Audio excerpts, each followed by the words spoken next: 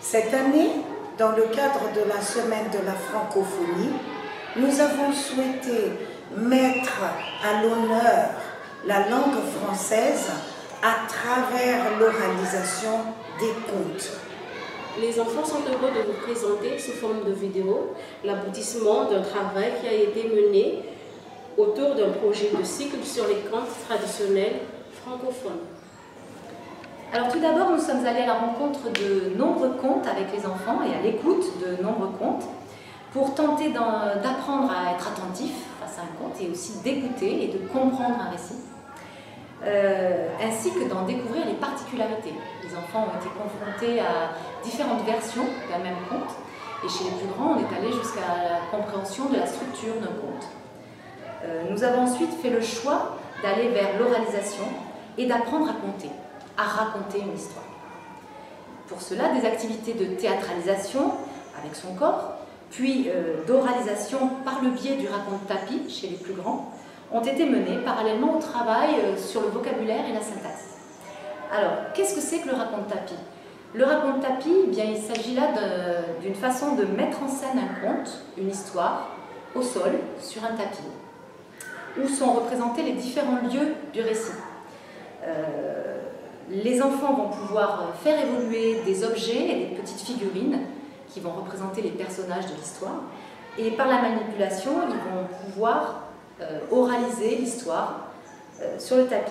Il s'agit de faire vivre l'histoire. Voilà. Il s'agit de la faire vivre en étant soit un personnage, soit le narrateur. Pour cela, les enfants ont pris l'habitude de s'entraîner à se mettre dans la peau de différents personnages ou du narrateur, en l'occurrence. Dans ces vidéos, les étapes du récit vous ont été soit photographiées, soit filmées pour permettre d'illustrer la mise en voix qu'ont réalisé les enfants. Je vous souhaite donc à tous un très bon visionnage.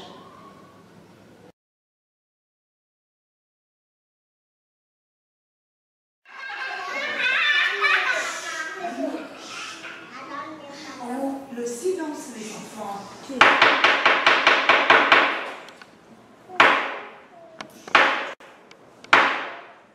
Les trois petits cochons. Il était une fois trois petits cochons qui s'en allèrent chercher fortune de par le monde.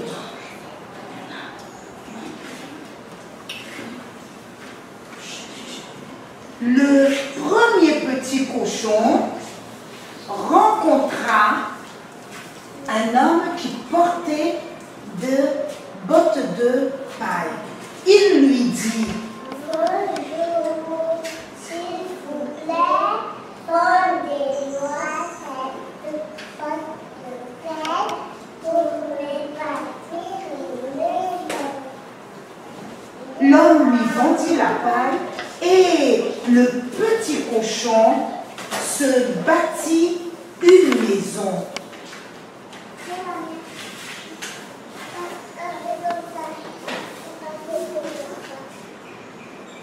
Le deuxième petit cochon rencontra un homme qui portait des fagots de bois. Il lui dit: Bonjour, s'il vous plaît, donnez-moi ce fagot de bois pour me bâtir une maison. L'homme lui vendit les bouts de bois et le petit cochon bâtit sa maison.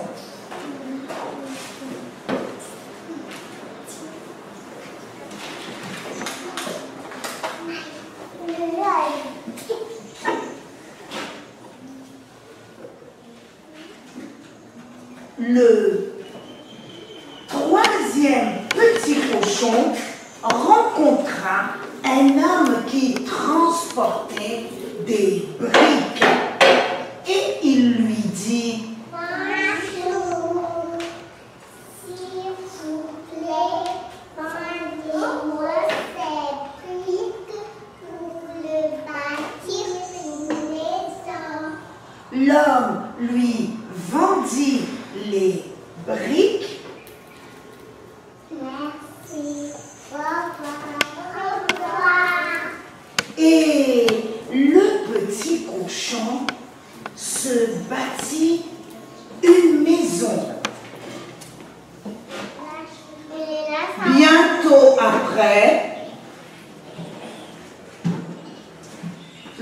loup arriva chez le premier petit cochon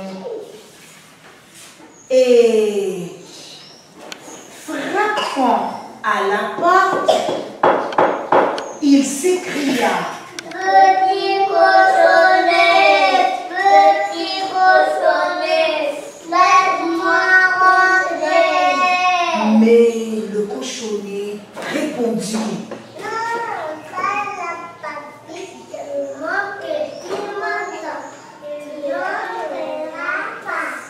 alors le loup répliqua: Alors je soufflerai, je compterai, et ta maison s'envolera.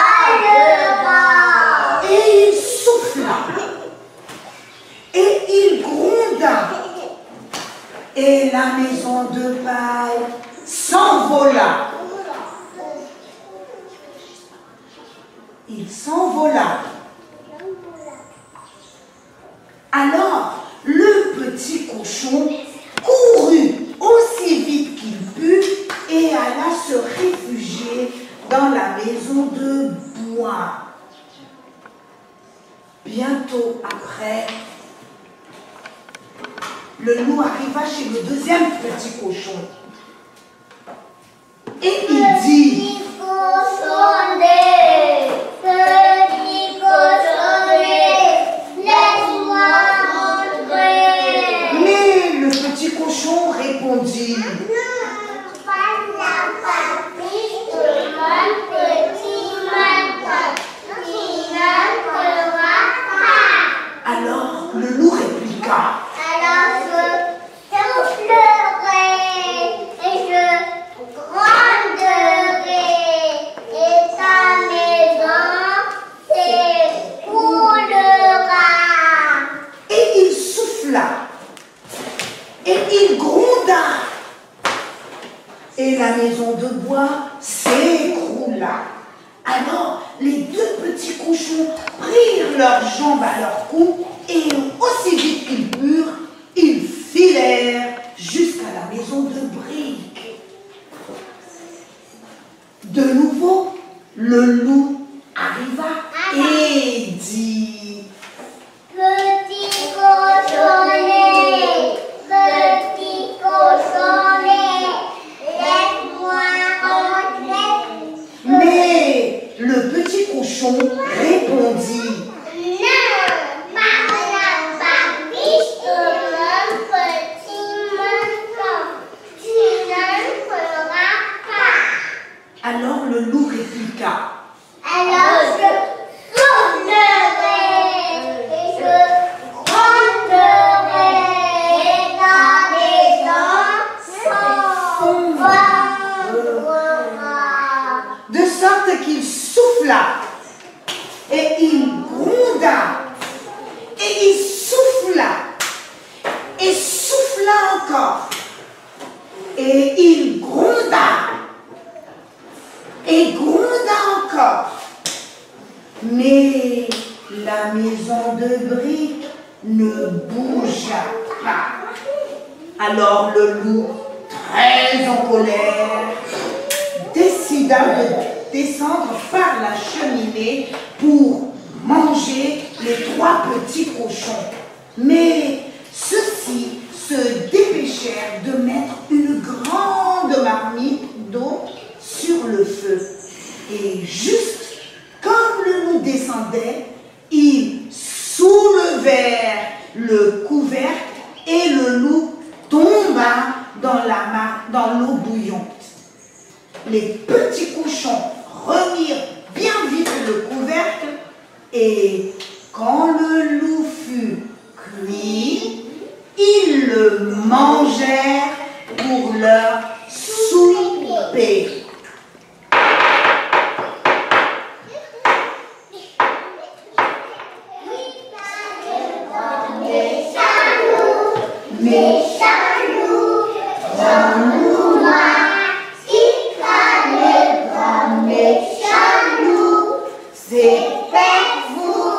Mais pas nous.